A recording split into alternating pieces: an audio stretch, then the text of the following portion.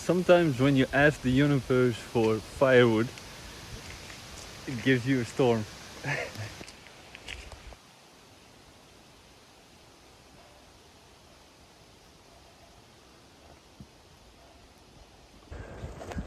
Well, it seems like everything is still standing. All the birches. Yeah, this one is weird, huh? But it's been like... sometimes birches do that. And this has been like that since we got here. So there's no reason to expect it to go down because of that. Maybe when it grows more and it goes down on its own weight or something. Nope.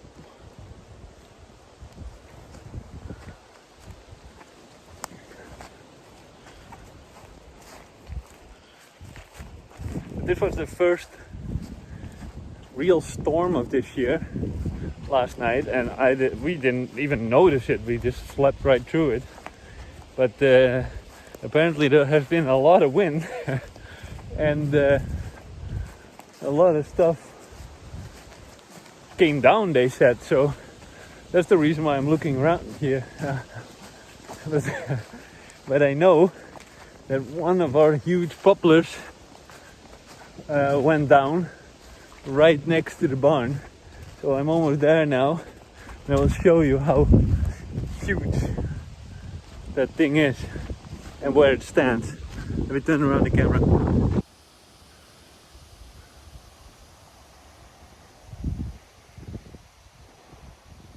Now the messed up thing is, look how close it is to the barn. So it would have totally fell on there, and it's massive.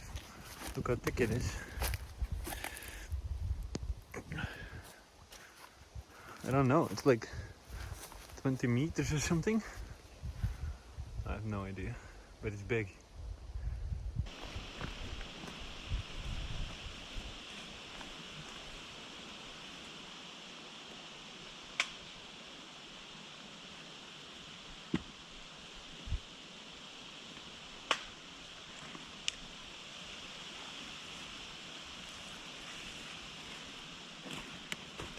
I gotta find a way to do this safely because it's leaning on the branches and I don't want it to fall on me, of course.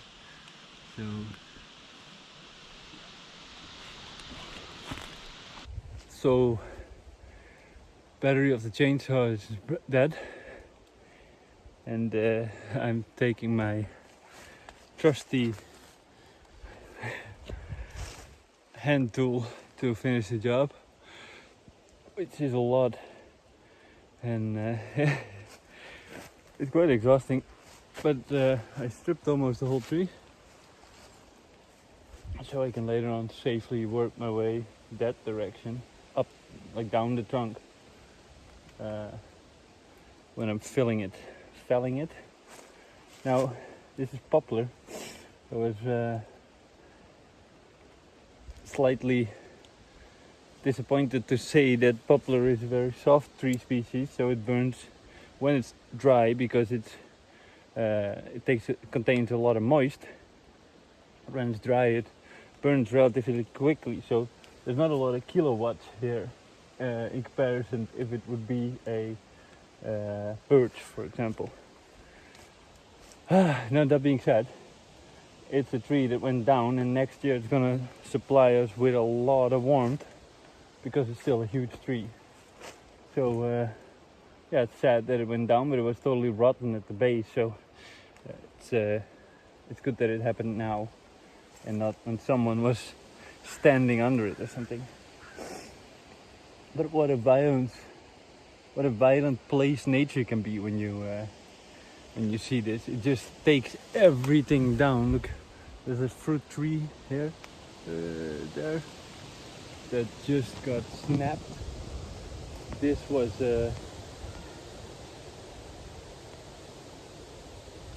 juniper. Went down completely. That's crazy. Part of the game.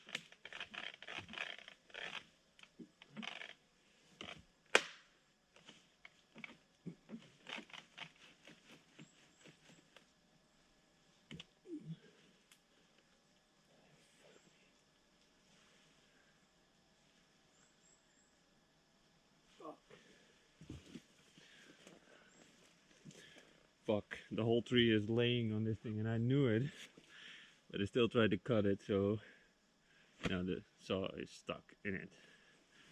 Fuck.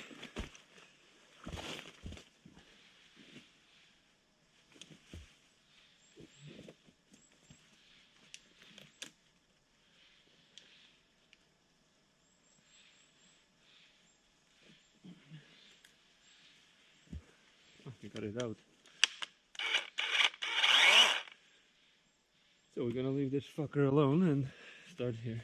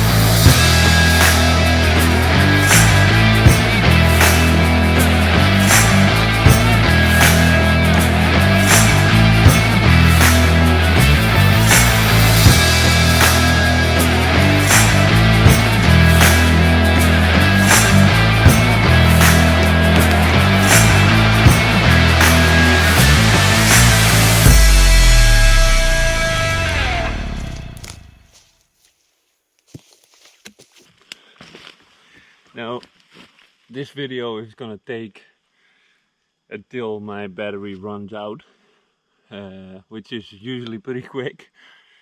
So I'm gonna cut it smaller and smaller and smaller, because I know that at some point it's gonna roll over, because if I'm not gonna saw on that side, it stands on a well, downhill angle. And it leans on certain points. That's why my saw got stuck over there, because it leans on that point. So yeah, I'm gonna take it day by day. Every now and then I'm gonna saw some pieces off this until it rolls over, and I gotta be sure that I'm on this side of it when it rolls over to that side.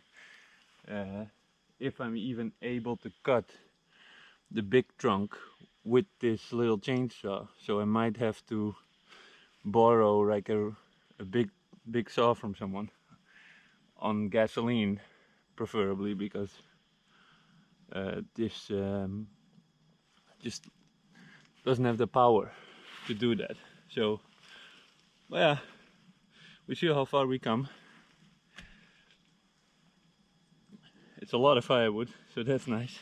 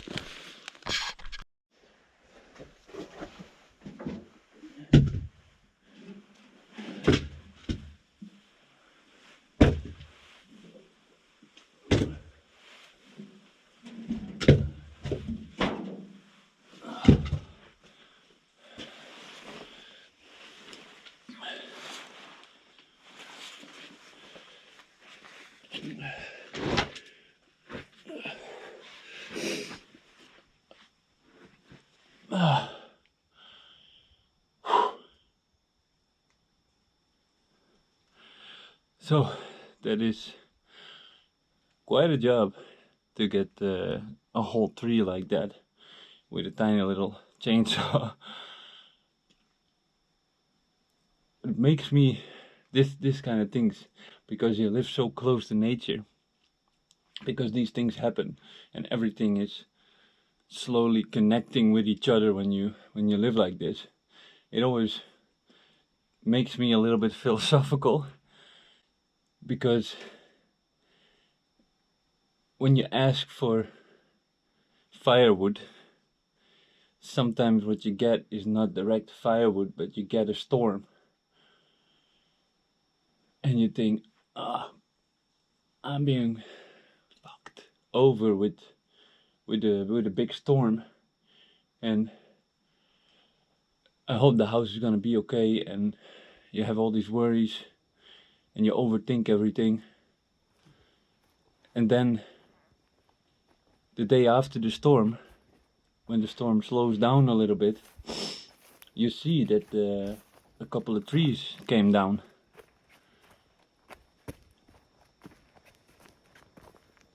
And that's when you realize that sometimes when you ask for firewood, you get a storm. And that I like to draw that metaphor into life in general, because I asked for peace and quiet and a life closer to nature, and I got a cold house that is quite difficult to live in winter. But I wonder what it's gonna be, what kind of trees are gonna be down, to stay in that metaphor, when the storm settles a little bit.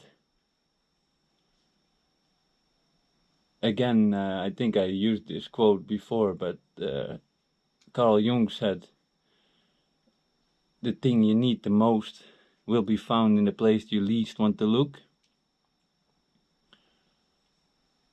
And I believe that sometimes you have to go through the storm to get to where you want to be. And I don't want to get all biblical here, but I think it even says in the Bible somewhere that Jesus promises his, I think it was his disciples, een behouden vaart in Dutch. He promised them to, not for a smooth seas to sail on, but for a safe arrival. And that is something that is in my head a lot. That the sea might not be smooth, but a skilled sailor is promised a safe arrival. And a skilled sailor, you're not a skilled sailor when you have only sailed smooth seas. You will become this kind of sailor that you have to be by jumping into it, by being in that, by being in storms.